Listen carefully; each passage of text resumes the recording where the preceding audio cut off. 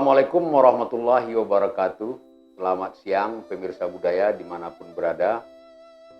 Mulai edisi ini kami dari jurnalminang.com, News dan Web TV akan membuat channel yaitu Kuliah Budaya.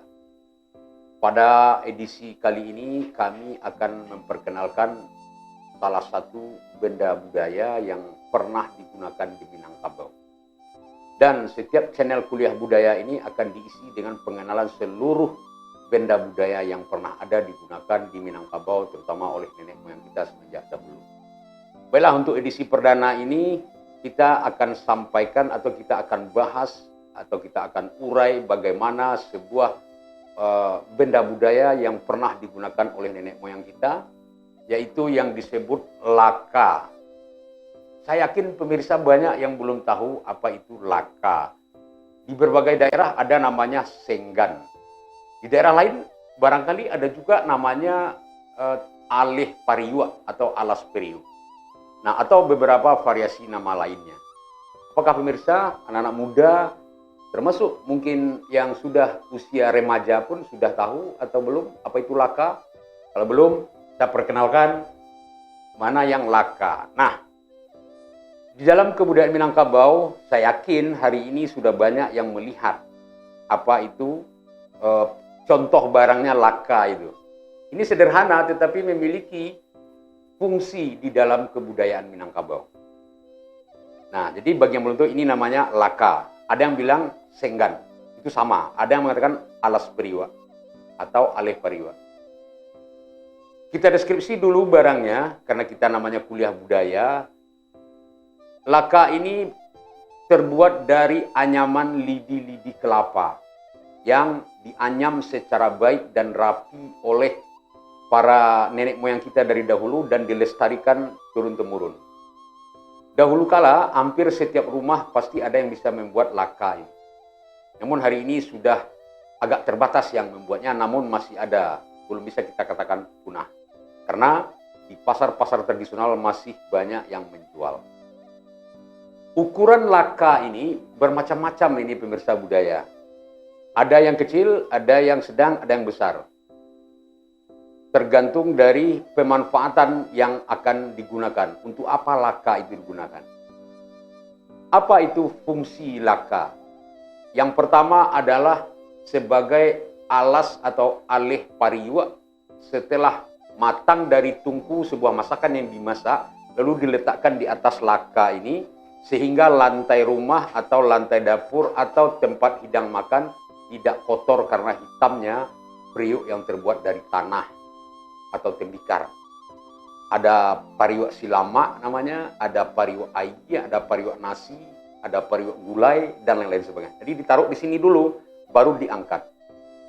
Yang kedua, manfaatnya adalah apabila diletakkan pariwak itu di atas laka ini, mengangkatnya lebih gampang. Karena kalau pariwak yang berisi barang yang sudah matang itu yang masih panas, itu kan panas untuk diangkat. Nanti kalau kita merasa kepanasan terlepaskan mubazir, tidak bisa dimanfaatkan.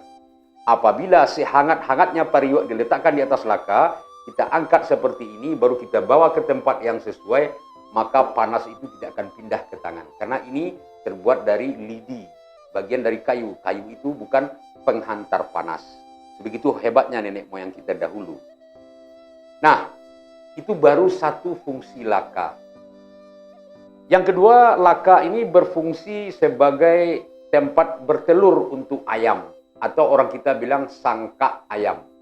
Nah, namun ada beberapa variasi yang digunakan oleh orang Minang di dalam memanfaatkan laka untuk sarana ayam bertelur.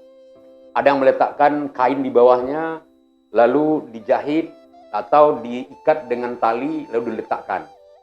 Nah, ayam itu akan merasa lebih hangat di sana, bertelur dan mengeram selama 21 hari, baru menetas. Nah, apabila laka ini diletakkan di atas tanah, dan ketika ayam mengeram itu terjadi gempa bumi, getarannya itu tidak langsung ke dalam laka tersebut. Karena ada rongga-rongga yang bisa sebagai penetralisir getaran. Ini mungkin tidak pernah kita bayangkan bagaimana tetua kita dahulu memikirkannya seperti itu.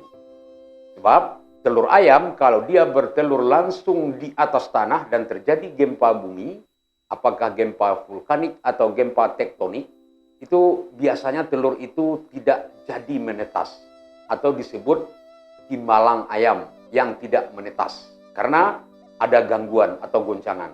Jadi diletakkan di atas laka terlebih dahulu.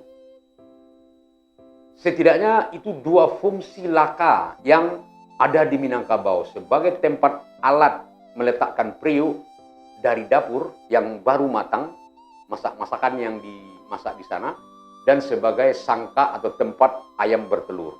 Dan itu semua bermanfaat dan memiliki nilai. Hari ini kita melihat di berbagai daerah atau di berbagai acara, para bundukan doang, para panitia acara meletakkan buah di atas laka tersebut. Itu sebuah, saya rasa bukan inovasi budaya, tapi itu kesesatan budaya itu. Karena ketidaktahuan, tapi karena pejabat atau tamu yang hadir juga tidak mengetahui apa fungsi laka, ya mereka nikmat aja makan buah-buahan yang diambil dari laka itu. Padahal dahulunya laka ini fungsinya pertama tadi untuk tempat alas periuk, yang kedua untuk sangkar atau sangka ayam bertelur. Sekarang untuk buah-buahan yang dikemas dengan plastik, ada yang terbuka saja, diambil oleh pejabat, dinikmati sambil tertawa-tawa, ya, dan yang anehnya pejabatnya orang Minang juga. Nah, jadi tidak ada upaya pembenaran yang bisa kita lakukan untuk itu, meskipun laka yang digunakan untuk tempat buah itu laka yang baru. Artinya salah pasang. Oleh karena itu, marilah kita tobat budaya. Artinya kita pelajari apa fungsi dari sebuah benda budaya yang ada bagi nenek moyang kita itu yang sudah dibuat, kita yang mewarisi saja kok tidak mau mengetahui. Oke, benda budaya ini tidak hanya menghasilkan fungsi saja, tetapi juga ada ungkapan-ungkapan atau istilah yang dikeluarkan dari benda budaya ini. Pepatahkah, kata bijakkah, mamangankah, pantunkah, dan lain-lain. Contoh, apabila ada sesuatu kejadian, seorang laki-laki ditinggalkan oleh istrinya, apakah karena perempuannya yang pergi ke daerah lain meninggalkan suaminya, atau untuk sementara perempuan itu pergi ke tempat anak perempuannya apabila dia punya anak dan akan bercucu, maka si laki-laki sering ditinggal di rumah. Nah, itu disebut bak pariuk ditinggal laka. Artinya laka ini tempat hinggap kita. Bagi laki-laki ini maknanya. Nah, sekarang bak periuk ditinggalkan, periuknya ada, lakanya yang tidak ada. Mestinya periuk yang meninggalkan laka. Sekarang terbalik. Itu ungkapan-ungkapan bijak yang dikeluarkan oleh nenek moyang kita, para leluhur kita dahulu. Sebegitu halusnya memberikan sindiran kepada pihak-pihak yang mengalami kejadian seperti itu. Oke, ada juga ungkapan Minang yang sering kita dengar, bak ayam gadih batalua di laka. Nah, ada juga seperti itu. Artinya apa? Ayam gadis itu kalau bertelur dia tidak rutin. Jadi apabila dilakukan sesekali saja, kadang iya kadang tidak, mungkin hari ini ya 2 hari lagi tidak, habis itu masuk lagi. Itu bak ayam gadih batalua, artinya belum rutin. Itu artinya tidak betah atau pekerjaan yang tidak ditekuni sampai selesai. Nah, itu kalau ada seseorang yang datang mengaji, belajar ke sekolah atau ke surau dahulunya, kadang datang, kadang tidak, itu disebut bak atau bantu ayam gadih batalua, kadang lai, kadang indah. Oke, dari dua fungsi dan dua ungkapan Minang yang terkait laka ini sungguh dalam maknanya. Namun tadi juga ada sisi apabila kita salah pasang tentang benda budaya ini, seperti pemanfaatannya tempat buah kepada tamu-tamu VIP, itu saya himbau sekali lagi untuk tobat budaya namanya. Kembalilah ke jalan yang benar. Demikian saja untuk kuliah budaya episode 1 kali ini. Semoga bermanfaat dan menjadi pembelajaran bagi kita bersama. Dan sampai ketemu pada kesempatan berikutnya dengan berbagai benda-benda budaya yang ada. Kami dari jurnalminang.com, news dan web TV, termasuk podcast, akan selalu menyampaikan makna-makna pengenalan bentuk benda budaya yang pernah ada di Minangkabau. Sehingga seluruh kita generasi Minang yang ada pada saat ini mengenali kembali nilai-nilai tersebut sehingga kita tidak tersesat di jalan yang benar. Oke, dari tadi saya sudah menyampaikan beberapa informasi. Biasanya tak ada salahnya kalau seorang yang sudah banyak bicara itu minum kopi dulu agak seteguk pemirsa. Ya, demikian saja. Assalamualaikum warahmatullahi wabarakatuh.